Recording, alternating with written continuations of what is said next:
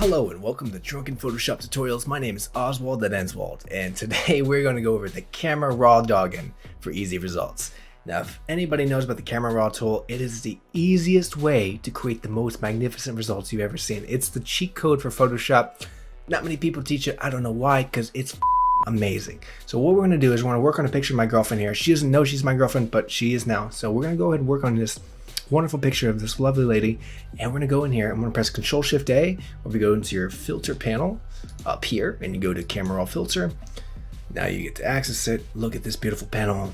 It's very, very nice. Go ahead and mess with the settings. I could go over each and single detail, but I'm just going to go over the main ones. Obviously, temperature is a great way to create warmth or coldness, and if you want to tint it, you usually want to stay on the same color side. This will create a little bit of a tropical effect here on the right, a little bit of a auburn. It's obviously you want to go a little bit more subtle. You don't want to go too intense, but that's a nice little warmth there.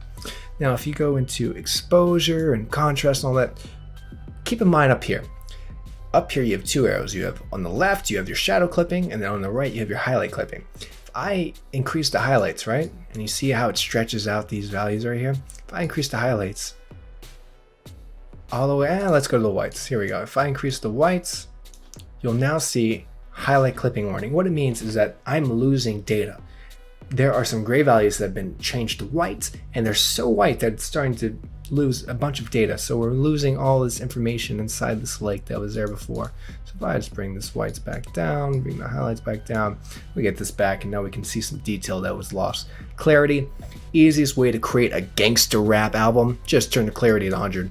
Seriously, you get that grunge effect. It looks like 50 Cent's Get Rich or Die Trying album. Yeah, it was that one. And where he's like gangster and he's showing his abs, but at the time he admitted that he was too fat, that he had to paint on his abs. Anyways, point is, turn the clarity up, you got a gangster rap album. Turn it down, you got a dreamlike state. It's a great way to work on these nice little lines in her face. Do you see how if I have the clarity at 0, a little bit sharp, too sharp.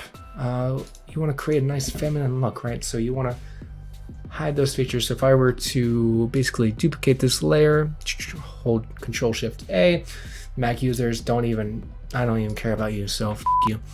Go into clarity, turn it down, bam.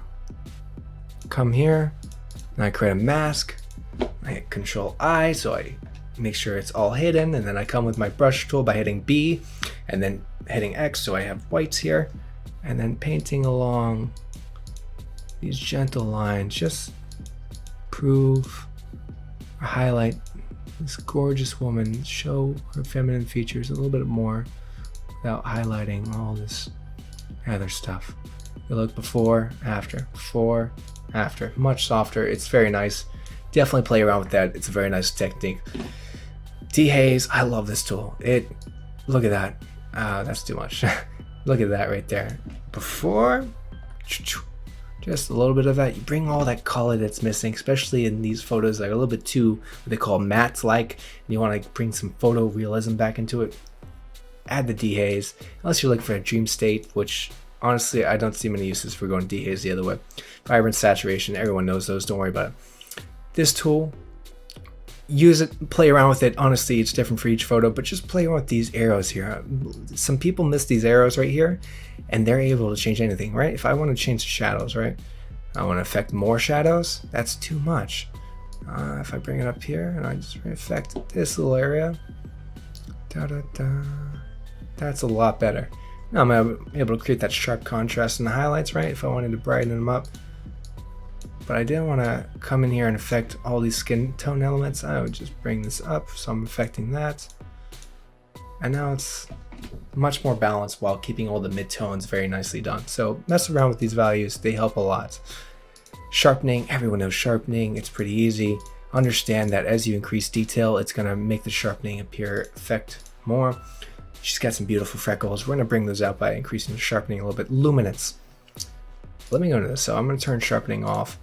Luminance, if you ever seen these people that airbrush faces and that looks airbrushed, don't waste your time with airbrushing a face. Don't waste your time with a 40-minute tutorial that does nothing for you. It creates an ugly result that doesn't do anything. You want to use the existing values.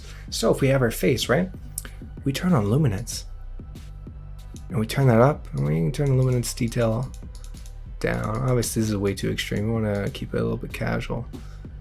All right. Let me just show you exactly what I'm going to do here. So I'm just going to copy, Control-Shift-V. Actually, I'm going to undo what I did. Oh, so excuse me. The new Photoshop has some different things they have to do. Hit Control-I, and then I just start painting along on these details because I want to smooth out her face. Her face was already naturally well done. She had a great makeup artist, or she's great at makeup herself. But we just kind of paint these lines. And you want to keep the eyes, the nose, and the mouth, those sharp. Don't mess with those. You want to keep those sharp because that's what people focus on. The eyes, the mouth, the lips. And look at that. Just look at that soft effect that it creates. And it really does just create a nice, smooth, finished feeling. Play around with the luminance. It's a wonderful feature. Coming in here, photo correction, photo restoring, everything I've done with these three tools here. Hue, saturate, and luminance. If I got red values, and if you look here, her face is desaturated. The photographer desaturated her face a little bit too much. If we bring the reds to 100, look how these beautiful lips come back into color, and then her face gets some color. She's no longer a zombie. She has some color. 0, 100. Brings back that nice red hue. And you say the sun was too strong, right? And you didn't want to capture all these oranges. You can just bring that down a little bit. Not that much. Bring it down. And now she's back in style, and then you maybe want to bring a little bit of color into it. Point is, mess around with that. Hue, saturation. Hue is what I do the most. So some photos, like if you were looking at the lighting I have 2 yellow lights, right? So the yellows are a little bit too strong. So I would actually push the yellows towards the orange. If I were to work on myself here, you see the background? I actually want these oranges in the back because they're affected by the sun. I want to turn those green. Now look at the contrast that it creates because she's orange and the background's now green, and now they're two contrasting colors, versus if I don't do that, these colors blend a little bit too much, which you may want. That may be the effect you're going for, but I want to create some focus on that foreground. So mess with these things. Saturation, luminance, they're a lot of fun, especially if you get into trying to figure out certain color values that you couldn't get before. We're going to set this back to 0. Here we go. Split toning, pretty self-explanatory. Here's a fun fact. Just turn the saturation a little bit. Don't overdo it. Just do it like maybe 15, 17. Same thing with the shadows. I'm thinking I'm going to go with some blue shadows here. Right? The green's a little bit ugly. Let's create a nice little auburn. And you may want to even, right there. I increased the reds here on the saturation a little bit too much, so we can bring that down.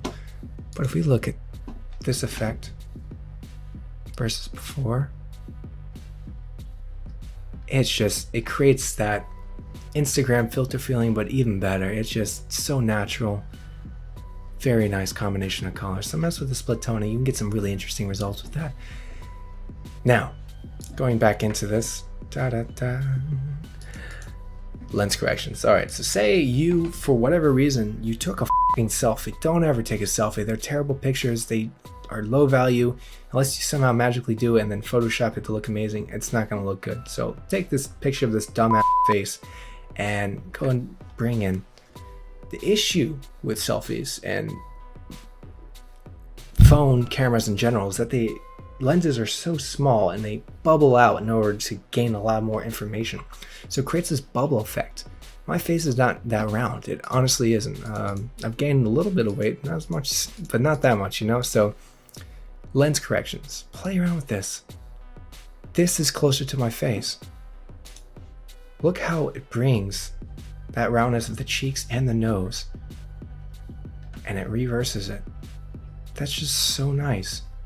Look at my eyes, they're bulged out. My ears, my side cheeks, they're bulged out, but we bring this in, it now corrects that. It's a great feature, take advantage of it. Last but not least, the tool I use on every photo is a vignette. I love vignettes.